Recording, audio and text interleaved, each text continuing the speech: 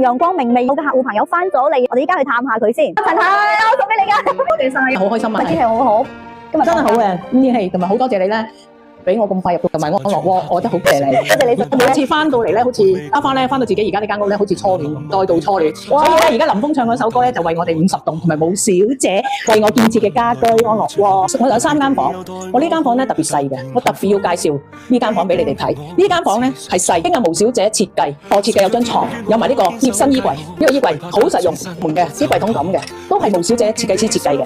另外佢可以幫我個仔加咗家書台同埋書櫃，佢可以擺到去心愛嘢。呢啲咧係我個細仔最愛韓國幾個女仔心愛嘅禮物，中意嘅嘢搬晒上嚟，仲有嗰啲床單嗰個最中意嘅寶馬搬埋上嚟，一定要，所以令到我仔對呢間房好滿意。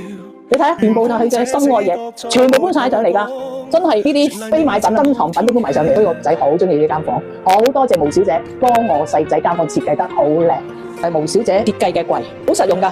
你睇下而家我差唔多將香港嘅嘢搬晒過嚟㗎啦，呢個係我真正嘅安樂窩嚟㗎。你睇啲板差㗎，因為呢啲係好厚嘅，呢個真嘅。因為我以前買家私咧，我知道，所以啲料咧係真材實料，仲有佢啲架係好穩陣嘅，真係靚嘅啲架。櫃桶又係放得好好嘅，冇錯。呢個門關櫃都喺毛小姐度訂做嘅，你睇下幾靚，我擺設好。點解門關櫃咧？中國人話唔可以對住個門口一對住個梳化，咁咧就經過毛小姐介紹，就整咗呢個門關櫃。